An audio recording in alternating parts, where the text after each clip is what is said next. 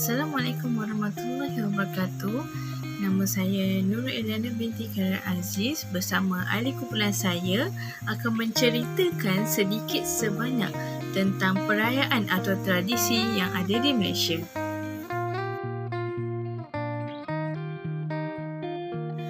Untuk pengetahuan semua, setiap rakyat Malaysia perlu cakna terhadap perayaan yang akan disambut oleh sesuatu bangsa dan berbilang kaum. Di Malaysia, terdapat 3 bangsa, iaitu Melayu, Cina dan India. Ketiga-tiga bangsa akan menyambut perayaan masing-masing pada setiap tahun. Seperti contoh, bangsa Melayu mempunyai perayaan ataupun disebut sebagai menyambut Hari Raya Aidilfitri dan juga menyambut Hari Raya Aidiladha. Seterusnya, bangsa Cina juga menyambut Tahun Baharu Cina dan Cap Gomeh. Yang terakhir, bangsa India menyambut perayaan Deepavali dan Thaipusam. Ada juga masyarakat yang berbilang kaum di Malaysia seperti kaum Iban yang menyambut Hari Gawai. Setiap bangsa dan juga masyarakat yang berbilang kaum akan mengenakan pakaian tradisional masing-masing pada setiap perayaan, begitu juga makanan tradisional dan juga tarian.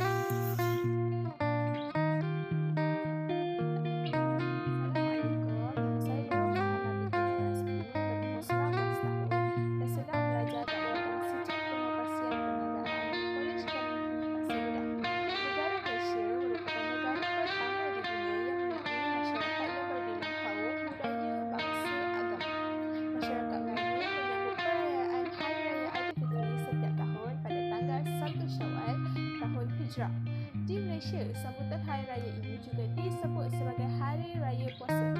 Hari Raya ini disambut untuk memberi penghargaan kepada mereka yang berpuasa selama 30 hari pada bulan Ramadan. Pada Hari Raya juga terdapat banyak makanan seperti ketupat, rendang, dodol, kuih raya dan sebagainya. Pada Hari Raya Aidilfitri, semua masyarakat Melayu akan memakai pakaian serba baru dan menunaikan solat sunat Hari Raya Aidilfitri di masjid. Pada Hari Raya juga, semua masyarakat Melayu akan ziarah menziarahi ahli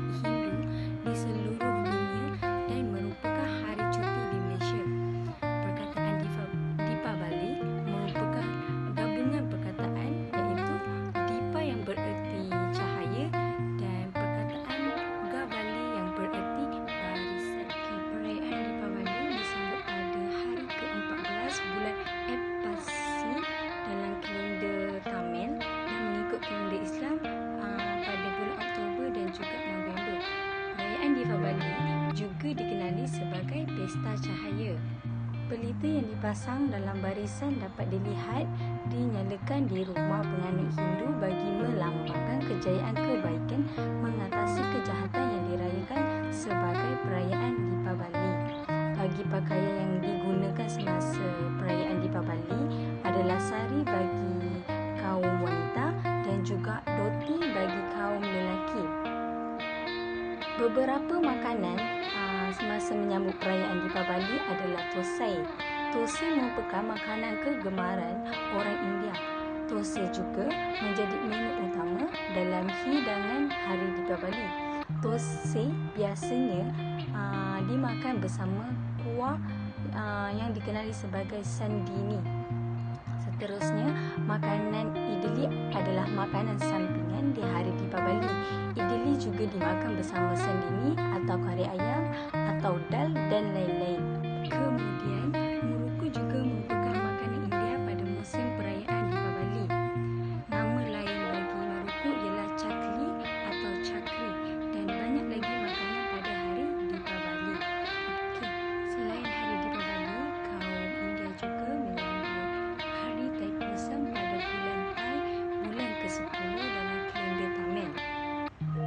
Pada hari Thaipusam, bulan penuh melintasi bintang terang Pusam dalam zodiak Cancer. Hari Thaipusam juga merupakan hari menunaikan nazar dan menembus dosa atau memohon maaf atas kesalahan yang dilakukan selama.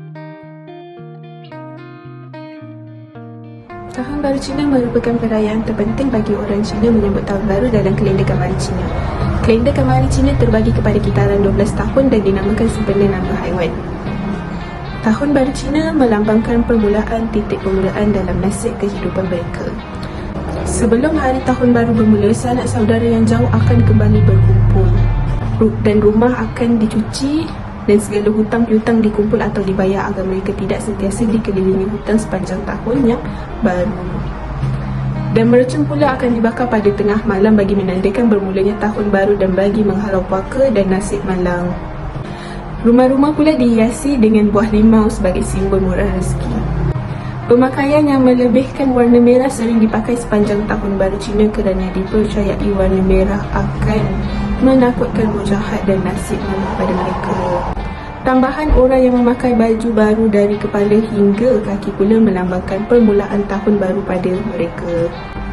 Hari pertama adalah hari bagi mengundang dewa-dewi dari kayangan dan bumi. Kebanyakan orang yang meraihkannya, terutamanya penganut agama Buddha, untuk menghindari diri daripada makan daging pada hari ini kerana adalah dipercayai bahawa ini memastikan mereka akan lanjutkan usia mereka.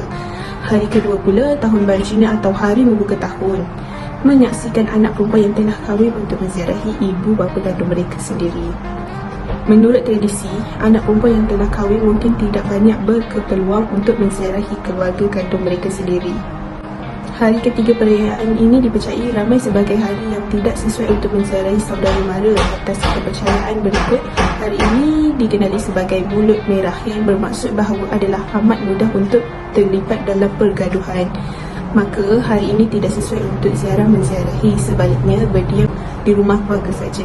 Yang mengalami kematian ahli terdekat dalam jangka masa 3 tahun lalu tidak akan menziarahi rumah sesiapa sebagai tanda penghormatan kepada si mati. Hari ketiga Tahun Baru wajar dijadikan hari menziarahi kubur. Makan besar pula diadakan pada malam sebelum Tahun Baru ketika semua ahli keluarga sama ada tinggal di rumah atau jauh dari kampung halaman bertemu untuk perayaan. Jamuan ini biasanya diadakan di rumah yang didiami anggota keluarga yang paling tua. Jamuan ini amat kaya dengan makanan yang lazimnya merangkumi daging, ayam dan ikan. Ikan sebagai makanan penting, ia tidak dimakan sampai habis. Sebaliknya, baginya disimpan semalaman.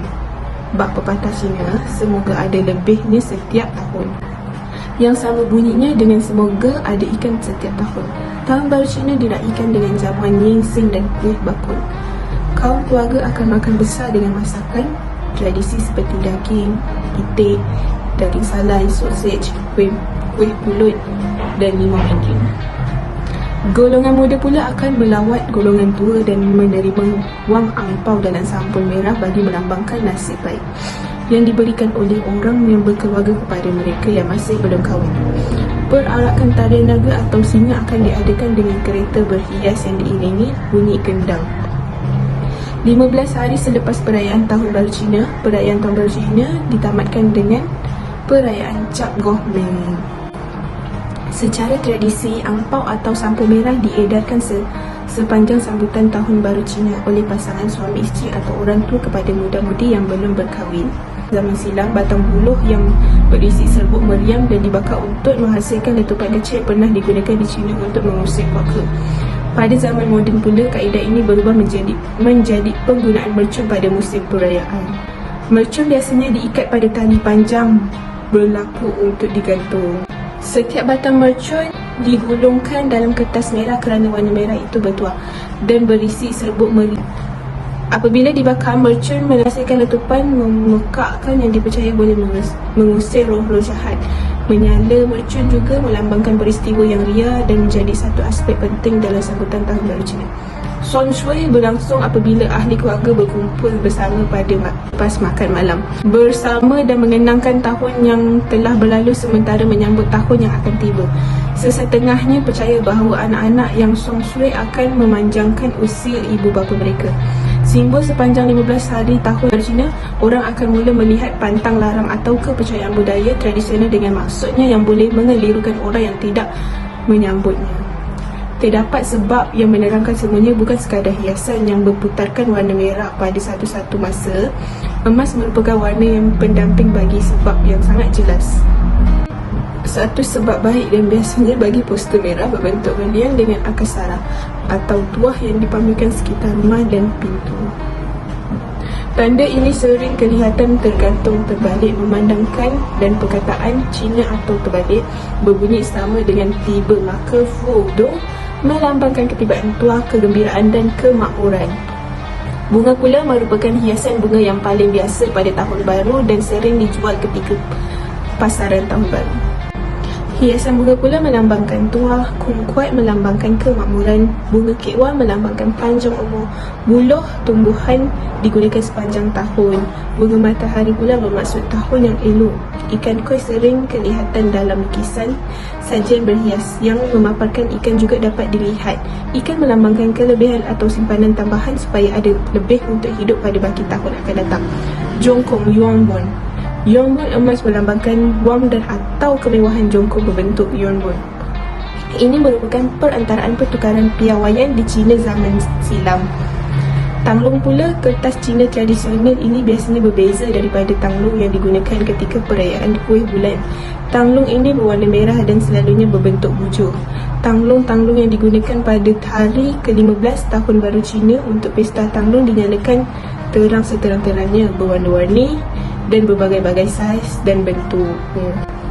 Perhiasan pula secara amnya menampilkan ucapan Tahun Baru. Poster kaligrafi Cina memaparkan peribahasa Cina. Hiasan-hiasan lain termasuk gambar Tahun Baru, simpul Cina, keratan kertas dan gurindang. Tarian singa pula sering diadakan pada Tahun Baru Cina. Adalah dipercayai bahawa pukulan gendang yang kuat dan bunyi simbal yang memekakkan serta wajah singa yang menari dengan agresif sekali boleh mengusir puaka jahat. Tarian singa juga dipamerkan pada upacara pembukaan perniagaan orang Cina. Cai Sen merupakan dewa kekayaan yang disembah orang agar memperoleh tuah dan berkat pada malam Tahun Baru dalam kepercayaan Cina. Tuah baik membiarkan lampu menyala semalaman dipercayai menghalau hantu dan puaka pembawa musibah yang mampu mempengaruhi nasib sekeluarga sepanjang tahun. Ada juga orang yang percaya bahawa apa yang berlaku pada hari pertama mencerminkan peristiwa yang akan berlangsung sepanjang tahun. Makan selipar baru yang dibeli sebelum Tahun Baru bermaksud memijak orang yang bergosip tentang pemakaiannya. Tuah buruk pula membawa kasut baru dianggap pembawa malang bagi sesetengah orang Cina kerana perkataan bahasa Kantonis bagi kasut sama bunyinya dengan perkataan kasar atau sukar. Menggunting rambut juga ditegah kerana perkataan bagi rambut sama bunyinya dengan hasil, maka menggunting rambut juga dipandang sebagai memotong hasil dalam bahasa Kantonis. Mencuci rambut juga dianggap sebagai mencuci keluar kekayaan, namun perihal kebersihan sering telah mengatasi tradisi ini. Menyapu lantai juga dilarang pada hari pertama kerana ia akan menyapu keluar tuah bagi Tahun Baru. Hai, Assalamualaikum dan salam sejahtera. Nama saya Sharifah Nur Khadijah binti Syed Nasir. Saya dah gelar SPP 3A, nombor matrik saya J05 SPP 20F019. So, hari ini saya akan bercerita tentang sedikit pasal perayaan Iban atau dikenali juga sebagai perayaan Gawai Dayak yang diraihkan oleh masyarakat Sarawak. Perayaan ini juga pada kebiasaannya disambut pada akhir bulan Mei atau awal bulan Jun setiap tahun. Ia juga disambut dengan meriah di bandar-bandar dan di desa dengan persembahan talian, minuman tuak atau dikenali sebagai arak beras dan bersukaria. Okey, saya bercerita tentang sedikit pasal minuman arak tuak beras tu. Tuak dibuat daripada jenis beras dipanggil beras pulut. Beras tersebut akan direndam bersama air di dalam tempayan atau dikenali sebagai tajau. Proses tersebut akan mengambil masa sekurang-kurangnya 2 minggu sebelum ia boleh diminum dan beras tersebut akan menjadi sejenis makanan dipanggil nasi papai. So, sekarang ni kita dah ubah sedikit sedikit proses perbuatan itu seperti ia dibuat menggunakan beras pulut dan juga dicampur dengan gula pasir supaya rasanya manis. Semasa perayaan juga berlangsung, mereka juga akan mengenakan pakaian tradisional masyarakat Iban yang dipenuhi dengan menek yang diwarisi budaya atau adat nenek moyang mereka. Perayaan ini juga turut terkenal dengan tarian yang dikenali sebagai tarian ngajat yang sangat popular di kalangan orang Iban di Sarawak. Ngajat bagi orang-orang Iban adalah tarian semasa menyambut gawai orang-orang Iban sebelum berperang dan selepas musim menuai. Melalui penerangan dan penceritaan tadi, banyak penambahan ilmu yang kami pelajari dan juga masyarakat di luar sana. Kita sebagai rakyat Malaysia perlu menitik berat akan perayaan yang ada di Malaysia supaya perpaduan dapat dipupuk dengan baik. Sekian, terima kasih.